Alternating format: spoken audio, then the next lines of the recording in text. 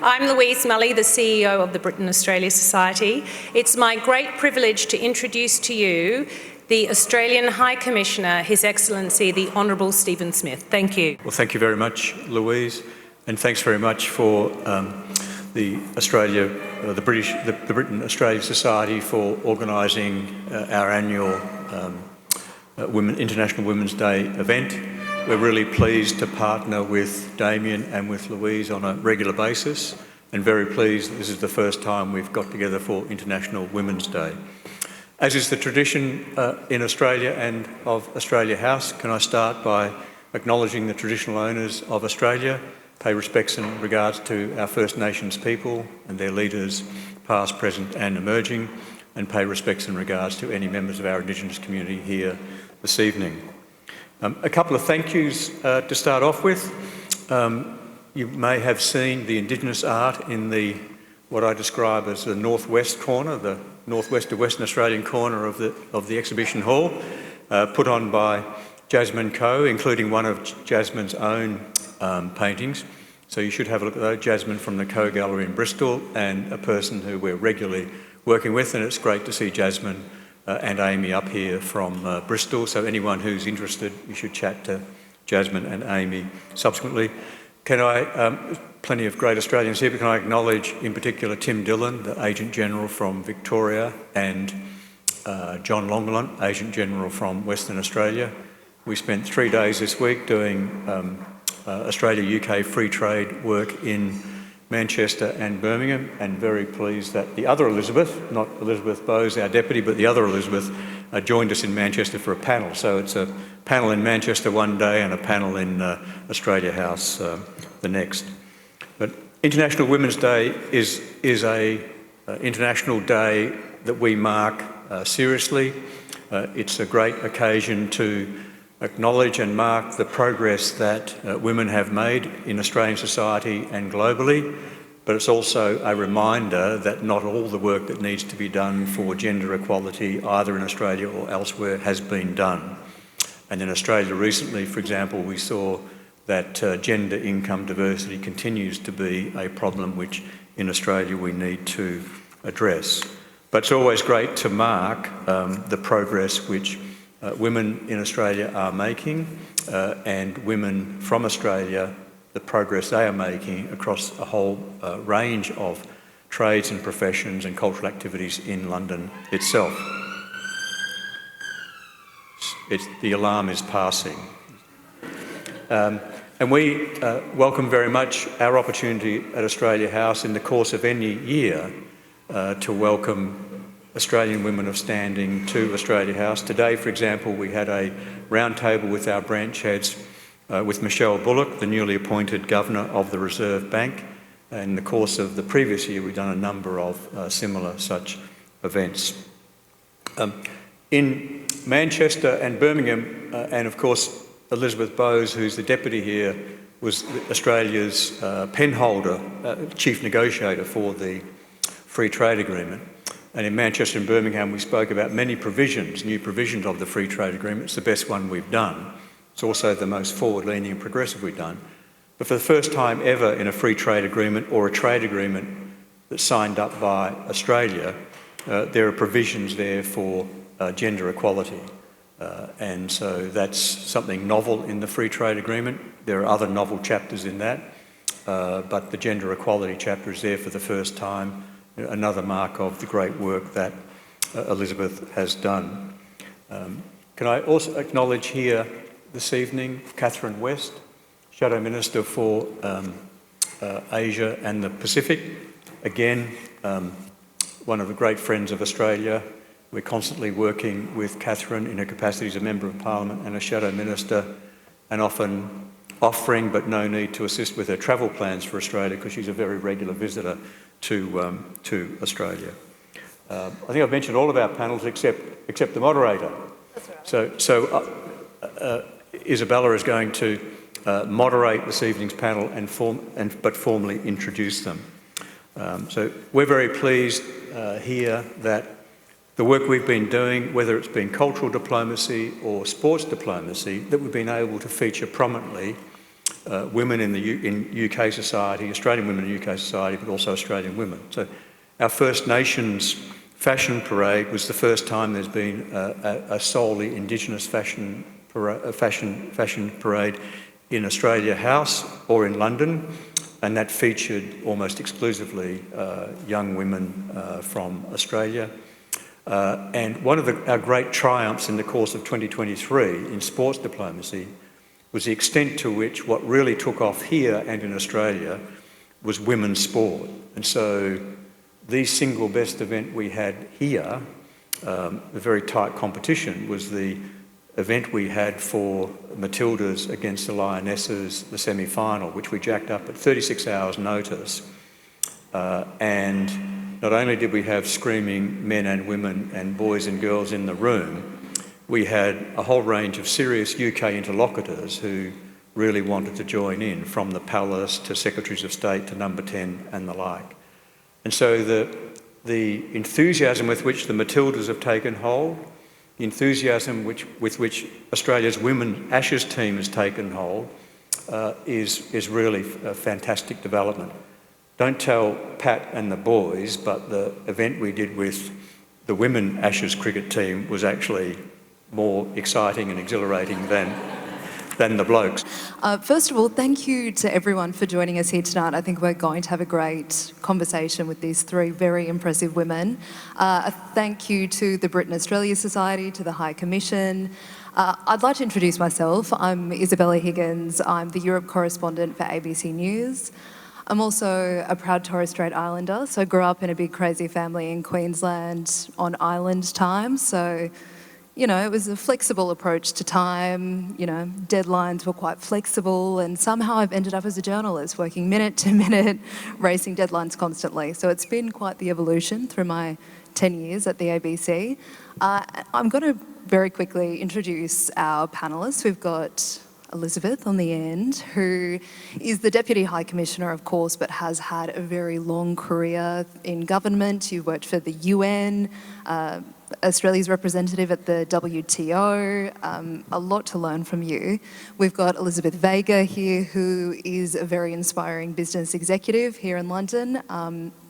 We need to hear about how you've gotten here as well.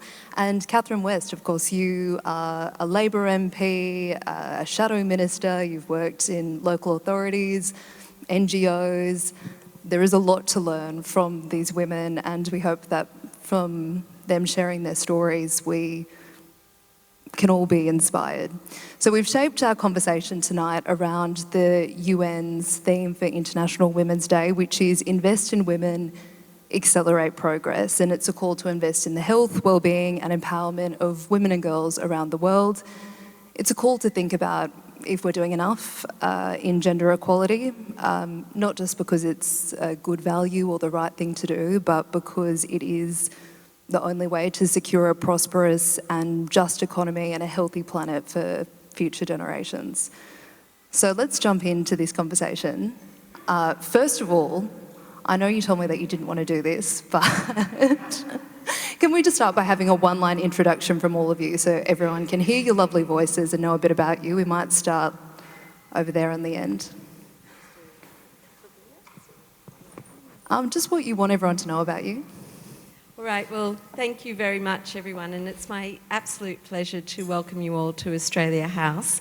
Usually I'm on the other side of the field, asking questions or introducing, so it's my pleasure to be participating tonight in the panel.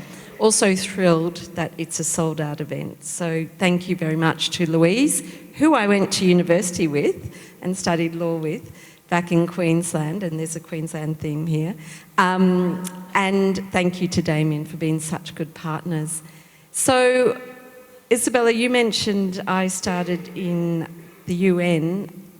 My career in the UN actually started earlier in that because I was lucky enough when I was 11, and this is back in the 80s, to be taken overseas by my father and my grandparents for 6 weeks, and they probably made a big mistake because I got the real travel bug from that very early age and wanted to return to Europe as an exchange student, which I did when I was 18, to Switzerland.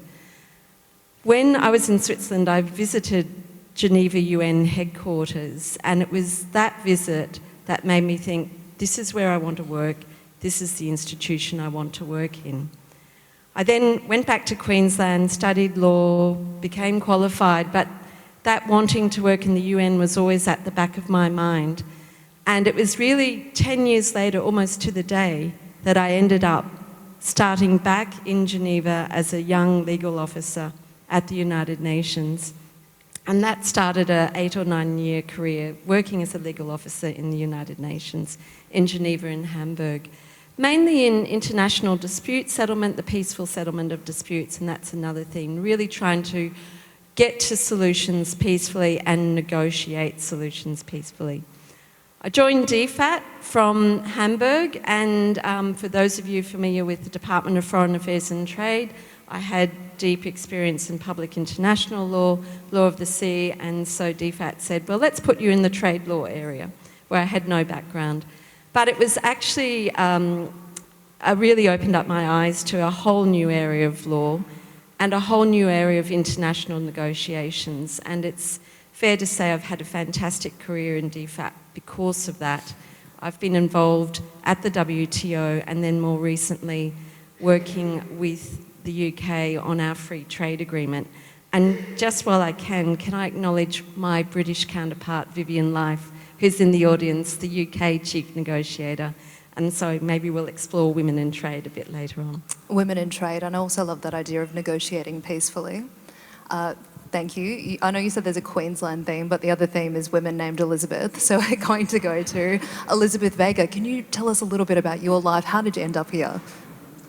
I was originally born in Uruguay in South America. So when people say, oh, where are you from? They would never guess.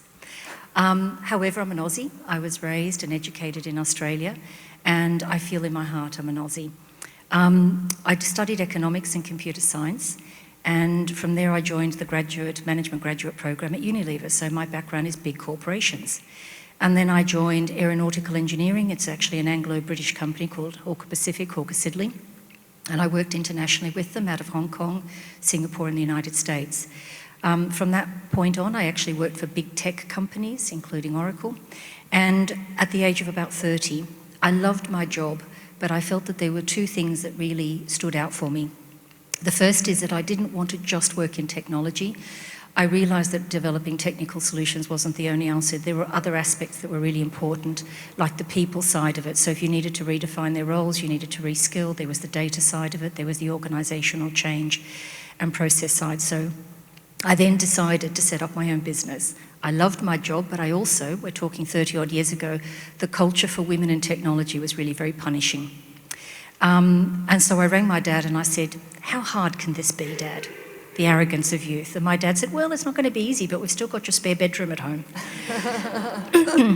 So I went for it. And I want you to imagine a woman turning up at a bank 32 years ago and saying, I would like to start a tech company. I didn't get far. So I sold my home in Sydney and I started up the business. That was how I bootstrapped the company at the time. Since then, the company's grown well, and I'm privileged to work with a pretty amazing executive team and leadership team. And we now work internationally, and that's why I'm basically, we're an exporter. We do international business because we leverage digital. Nowadays, if you leverage digital, you can work anywhere at any time. And I think that's one of the things that I'm very excited about, international business and also digital trade, how we can do the next chapter together. I've got the privilege of having a little bit of free time because the company is now a reasonably substantial mid-sized company, and I therefore advocate on the things that I think are really important, including SMEs. You know, actually, we have got both the UK and Australia has got a missing middle. We don't have enough mid-sized companies. We've got a lot of really strong startups and we've got corporations, but we need to harness the ambition and the aspiration. So I support and I advocate for better policy for growth and to support entrepreneurial ambition. Also the skills part of it, because I do believe we've got a skills gap. And we've never had as many graduates, literally university graduates, and yet we've got a widening skills gap, so we need to really redress that strategically. But further to that, the skills, access to skills and development is also a social economic enabler. It doesn't just fill the gap for skills. It actually creates opportunities for people that might otherwise not be as employable, either because they're made redundant or because early in their careers, early in their lives, they didn't make the best decisions about their education. So I'm really passionate about that, and I'm on the board of the Open University to facilitate lifelong learning and reskilling of people that are made unemployed as a result of digitisation. So that's what I do. Thank you, Elisabeth. It's an incredibly impressive career. Catherine, let's come to you. Can you tell us, how does a girl who was raised in Sydney end up in British Parliament? Well, I didn't realise it was going to be like that, but I think like a lot of Australians who come to London, you just don't know what's going to happen. And then I think everybody's nodding because they all thought they were coming to work in Earl's Court to hold up the bar. For those of us who remember VWs being sold over in Earl's Court and travelling Europe and all the rest of it.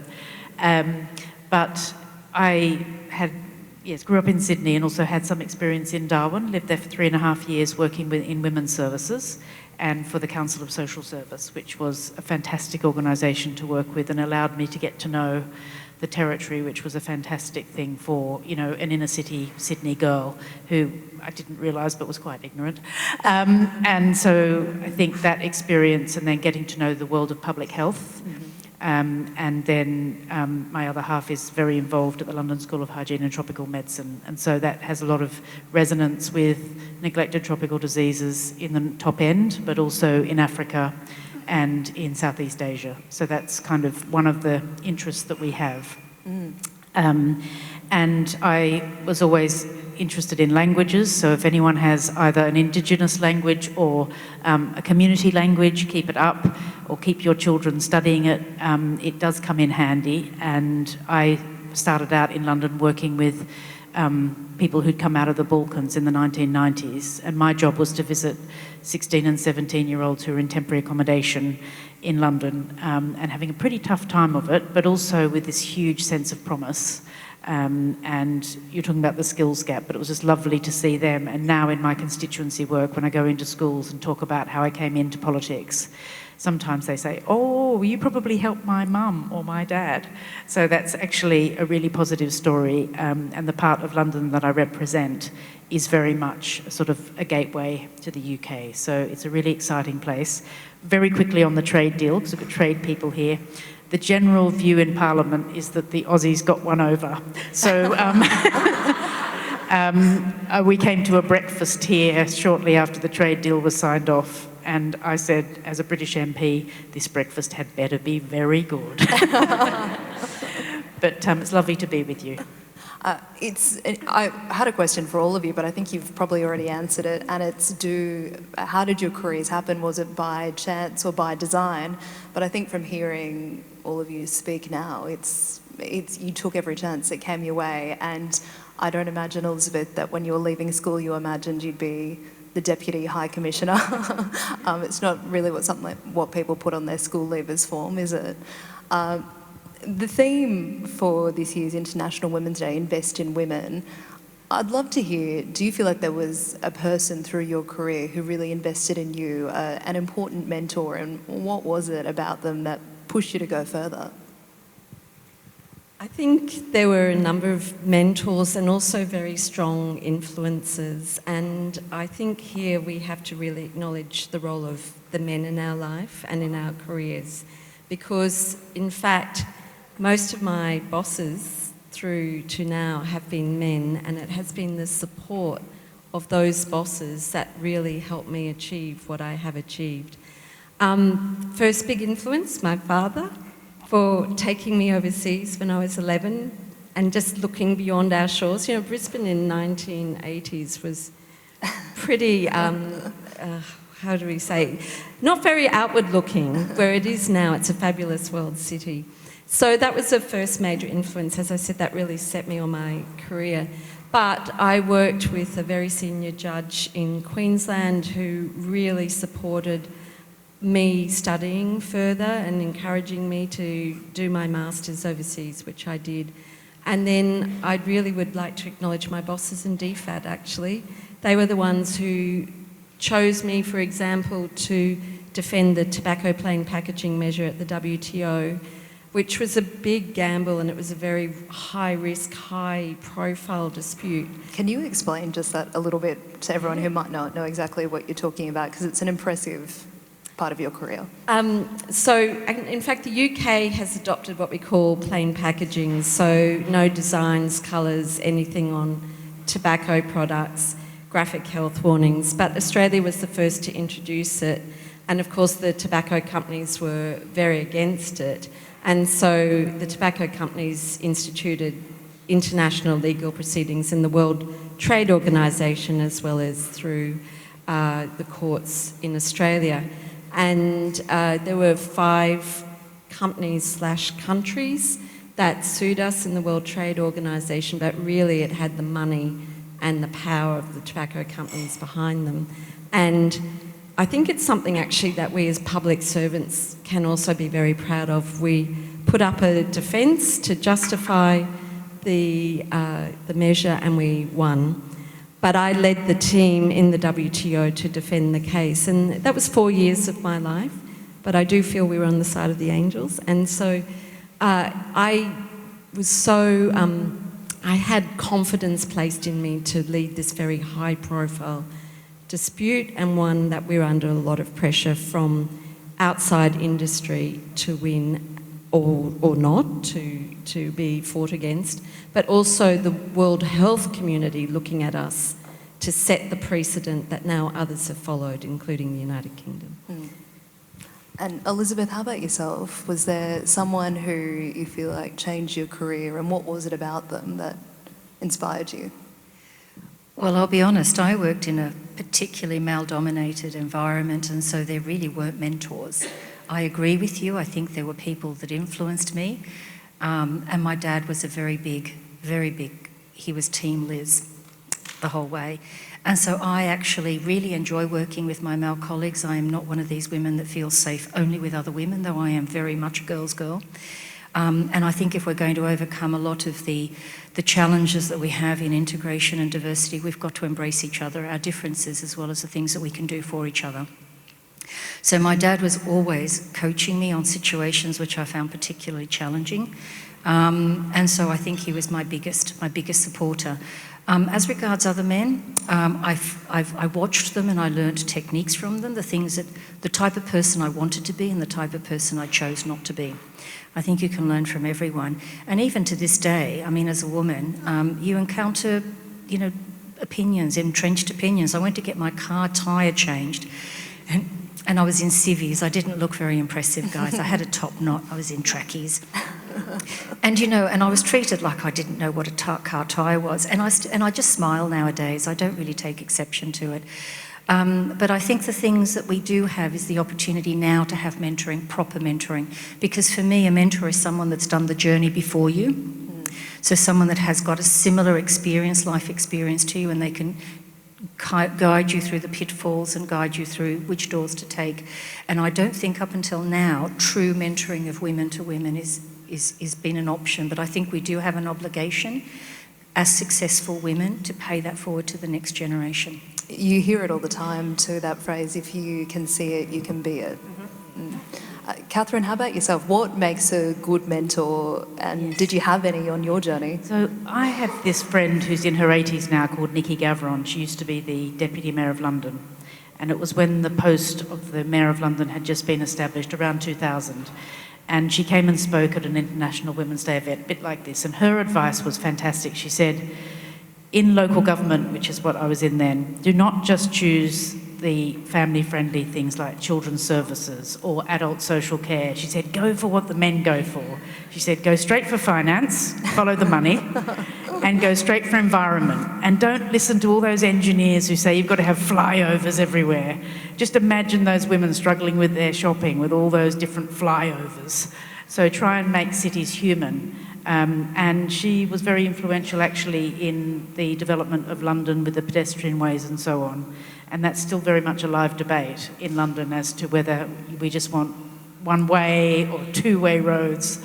And I think that sort of concept of the living city, and that concept that I think Nikki did have a very different vision for how you can really make a place very kind of family friendly, and right down to the London Plan, which is every 4 years the Mayor of London does the London Plan. And she was always interrogating it, saying, why are we building so many one-bed flats? Where are all the children going to play?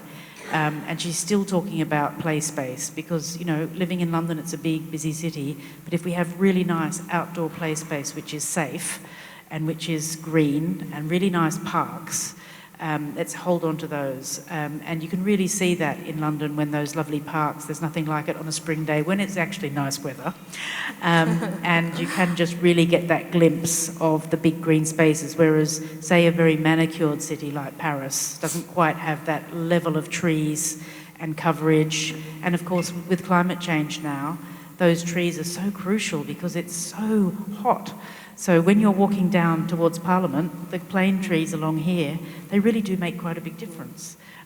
So there's all of that design and thought that goes into a city, that goes into local government, which can sound a bit dry, but Nikki's advice was always, look at what the men are choosing and choose that. Don't just go for what should be the women's job.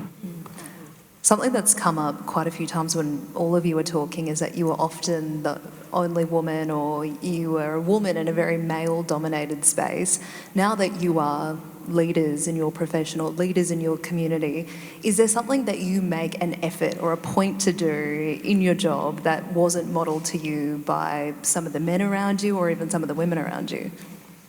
Well, of course, you know, some women face more disadvantage than others. And when I was borough leader, I knew that I needed to bring more women on who were like a sort of a pool to choose from, because even though I was the leader of the council, and there's 32 London boroughs, and each one's got about £1 billion turnover, so it's a big job.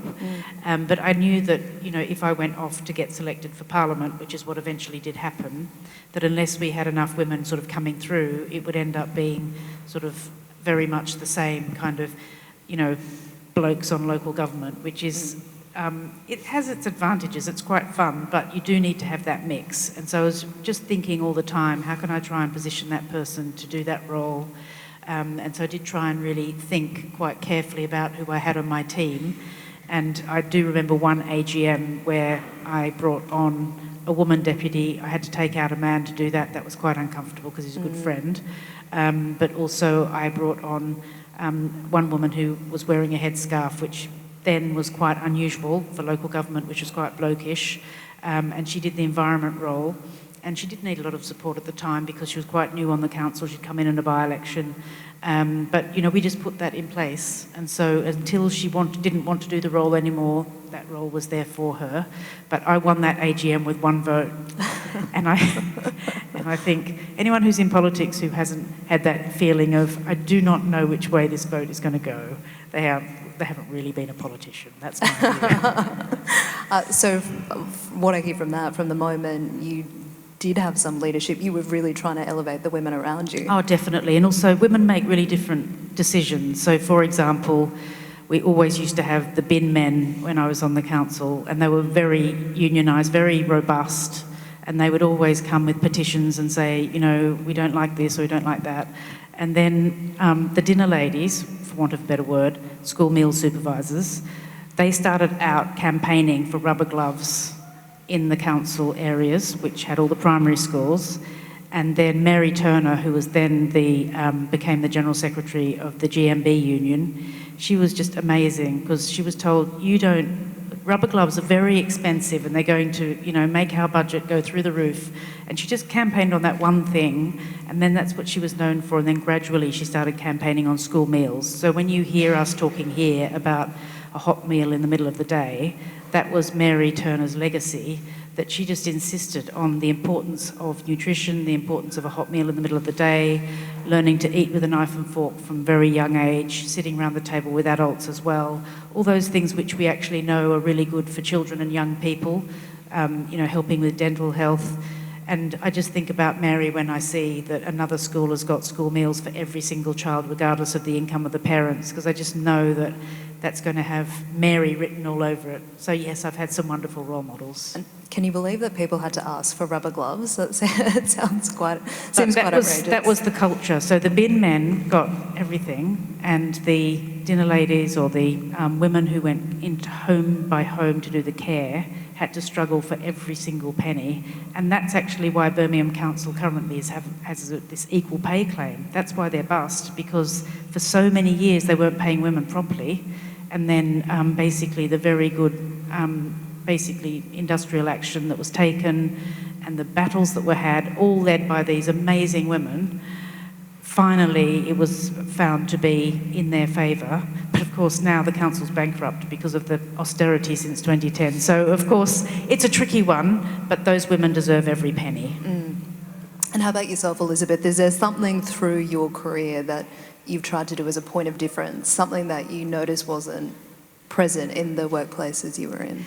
I think for me, because I'm a systems thinker, I'm highly analytical, it was to scale whatever I did. So there are certain things that I can do. I can deliver a certain level of impact. But, you know, when you're running a business, you do fortunately have certain influence as to how your own organisation runs. So some of the things that I did was clearly the interview process, just to make sure that you're hiring. I don't believe in affirmative action, so please don't judge me. That's a personal thing. I believe in actually genuinely a level playing field, and that has actually worked very well. The few women that first started joining us in the company, remembering we're a heavy technology-led company, artificial intelligence, cybersecurity, coding, cloud-based architecture. So to attract women into that, you need to create a welcoming environment. So we made sure that we have really good onboarding. We have people that are assigned to them as a buddy, which is a friend in the workplace. Then you have a team leader who has received the right level of training. Then they have a line manager, which oversees career development. So they are quite well-defined roles that support the individual and are personalised. Secondly, the mentoring program, or the coaching, it starts with coaching and then moves to mentoring. Starts for women, we started with giving them a female coach, because then particularly graduates and early career, it helps them find their feet more quickly. They feel more understood. They feel better supported. But then as quickly as they feel confident, we actually move them onto having a male support them, because I do not believe in silos. I do not believe that we have ladies over here and men over there like an old-fashioned Aussie barbecue. And everyone knows what I'm talking about. So you need to actually engineer those sorts of things. Salaries from day one, we have a role remuneration panel. There is independent benchmarking, and it is based on merit, on performance, and on the responsibilities that someone is, and we've always had that, and it's very transparent, and there are quite a number, we make sure that it's harmonised across the different groups, because all the different heads of the different disciplines or whatever it is actually harmonise those sorts of things. So it's very intentional and it's engineered. And the only other thing I would say is, even when you achieve a balance, and we have got a phenomenal balance, I was really thrilled last year when we got 96% out of Great Places to Work, and then it's an independent benchmark. We are one of the 1% of companies worldwide in terms of staff satisfaction. So the only other thing that I would say is, even when you feel that you've achieved the right balance, it's not static, it's dynamic, because you tend to find that people get promoted, and when they get promoted, they need to be skilled to do a slightly different job. So maybe they're initially a coach, but then they become a team leader. And so they need to make sure that you give the training for them to be able to do that different role. And secondly, you have new people joining you. And when new people join you, they bring with them certain baggage. And that could be their own social conditioning. It could be what were acceptable behaviours where they worked before. And so it's a constant thing, it's a rinse and repeat thing that you need to actually build into the system to make sure that it becomes business as usual in your culture, rather than just a single point where you achieve parity or you achieve diversity or equilibrium. Those are the things that I'd observe. Yeah, thank you. Elisabeth, I wanted to ask you, when you were at the negotiating table, and as you said, a very male-dominated environment, did you feel like you acted any differently? Were your communication skills different? Do you feel like there was anything that gave you a leg up or an advantage? Or well, noting that in the UK-Australia Free Trade Agreement negotiations, it was actually quite heavily female-dominated.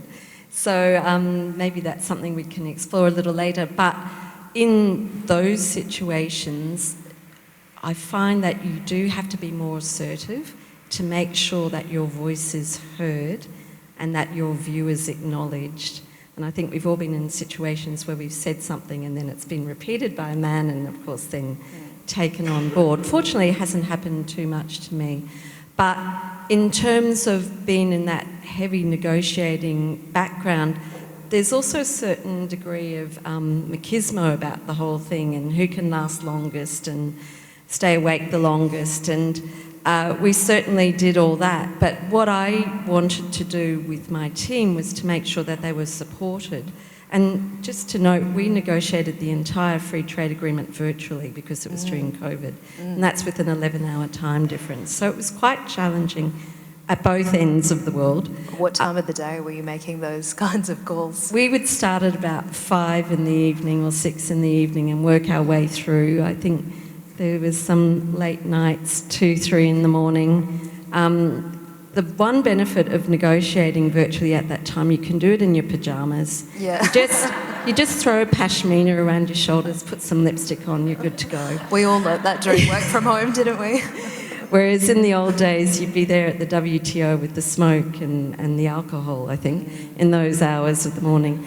But I always made sure the team was supported, so I did a little bit of a role of ensuring that there was food, drink. It really sounds simple things, but there was just this concept, male concept, that you just pushed your way through and without any support. And so just some little things like that to make sure the team was supported in the negotiations. I also think it's really important that particularly young women embarking on their careers are given a voice and are at the table. And so I always bring younger officers, it's not just women of course, but younger officers to my meetings. And if they're the experts, usually they know much more about the topic than I do, I give them that voice. And that's how they learn and develop the confidence to engage at a more senior level. I think it's really interesting what you said about being at an almost all-female or largely female negotiating table. A virtual table, albeit, did you notice a difference in style or pace or directness? Be interested in Vivian's views here. I think there was one particular evening, I'm sure Vivian will remember, where there had been a little hiatus in the negotiations and then we had to restart them very quickly, and we were working to a very tight deadline, and we worked, in our case, through the night, and I got a real sense that we were working together to the same goal and just trying to actually achieve what our principals wanted us to achieve, what our ministers and prime ministers wanted us to achieve. So I got a sense of a joint endeavour and project, not a them versus us. The time's gone by really quickly. I think we're probably down to our last question. We heard the High Commissioner mention this before. We know that the gender pay gap is still a very real thing. We've also heard more recently terms like the glass cliff, where women are elevated to senior positions at a time of crisis. There's also plenty of data out there that shows that largely it's still women doing the bulk of domestic duties. They're more likely to be primary carers. In the decade ahead, what do you think we need to be investing on to help close the gender equity gap, whether it be in our workplaces, in our communities, in society at large? The benefit of social media is, of course, that it gives information. So, and also I think in Australia you have actually introduced a mandatory reporting on the gender pay gap, whereas we don't have that in the UK yet. We will if we get into government. But also I think very much so on race as well.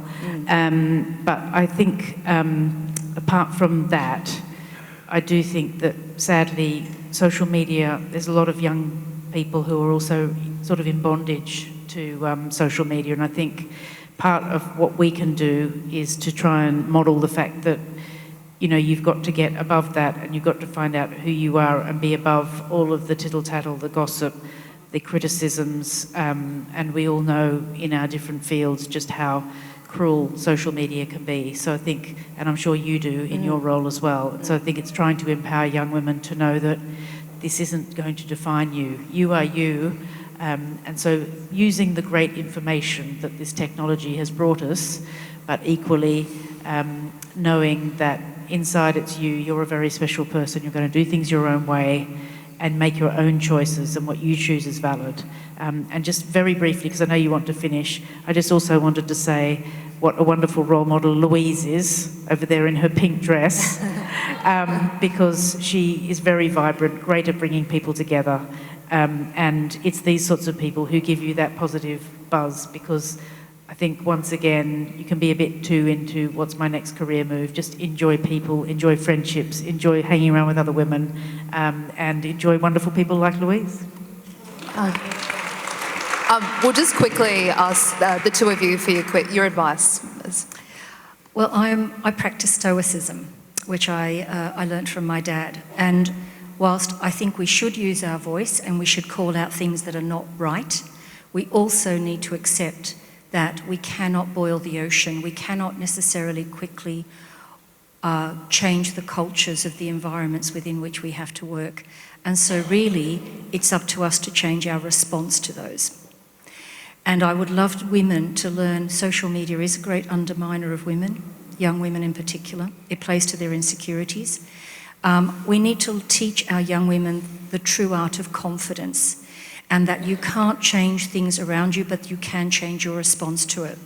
So some of the things I would suggest is learn the art of the uncomfortable conversation and sit with it. Sometimes you can't be a people pleaser. You can't please everybody all of the time. And if your confidence comes from other people approving of what you do, then actually that's really you're going to be open to manipulation. The other thing I would suggest is that you focus on things, again, that help you achieve, bit by bit, and be open and receptive to all the doors that open in front of you. For example, all of us, I think the question you asked us before, Isabella, is would you have put on, when you were a teenager, would you say that this was the career you were going to end up with? None of us actually would have imagined it, but what we were is we were open and receptive to the opportunities in front of us. We weren't so blinkered that we literally had only a very linear journey. We learnt, we were influenced by others. And the only other thing I think that women can do particularly well is be comfortable with being of service to others. Know your own value, have clear boundaries. Believe me, I'm very Aussie and I'm very friendly, but there are clear boundaries around the things that I find acceptable and not acceptable. And be comfortable actually serving other people. I think as we climb the tree, traditional leadership is that everyone has to serve me. Actually, there is a real joy in being able to make a difference in the world and help other people. And I get a lot of joy from that. But in a funny way, it also serves me. It's that virtuous circle. So that's what I would suggest. That's lovely. And Elisabeth, we'll quickly hear from you. Well, I would also echo Elisabeth's words and say be open to opportunities and take them. There were some I didn't take, and I look back now and think, how would my life have been different if I had? And those included opportunities that were opened up to me by men. So I would say keep an open mind, take the opportunities. Careers aren't linear. They can go backwards, forwards, up, down. You can have a hiatus, but think about your strengths, think about your confidence, and take the opportunities. And then the other thing I would say, which is really important, keep your sense of humour, because humour goes a long way to diffusing situations and also to supporting those around you. And I like to think that I retain my sense of humour in all sorts of What's occasions. the saying? If you don't laugh, you'll cry. Yeah. The good news for everyone is that's all the questions from me, but there is time after this to come up and speak to all three of these wonderful women. So to the three of you, thank you so much for sharing the stage with me. It's been a brilliant chat. I've gotten so much, and I'm sure everyone else did too. So a final round of applause.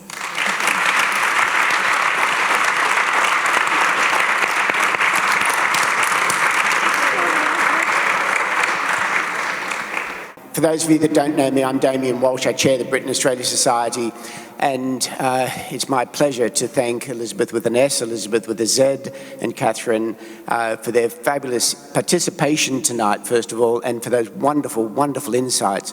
So much to take away from that.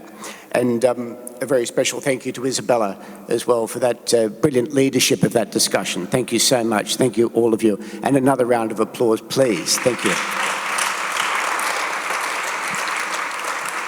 I'd also like to thank the High Commissioner and the High Commission for the very generous support of this event and for the High Commissioner's opening words. I will take the opportunity to note that there have been 26 Australian High Commissioners since 1910, George Reid being the first, 1910, and they've all been men.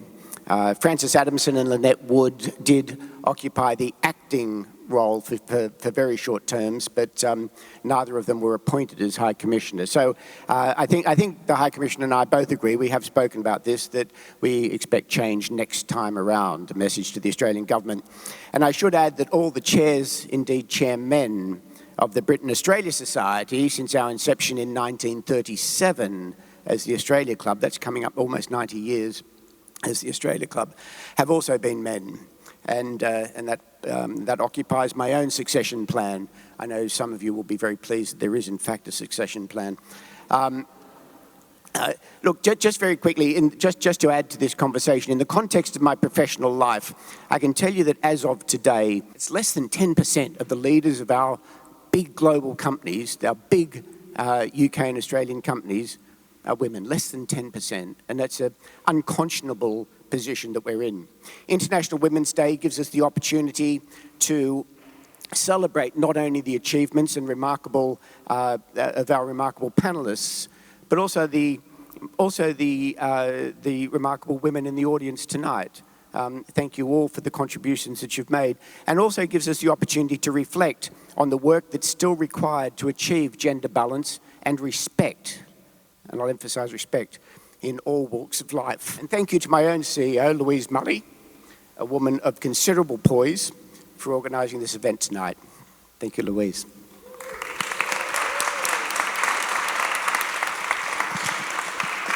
Because it is a thank you to the lovely panel, it's International Women's Day. What do women love to give each other? A candle.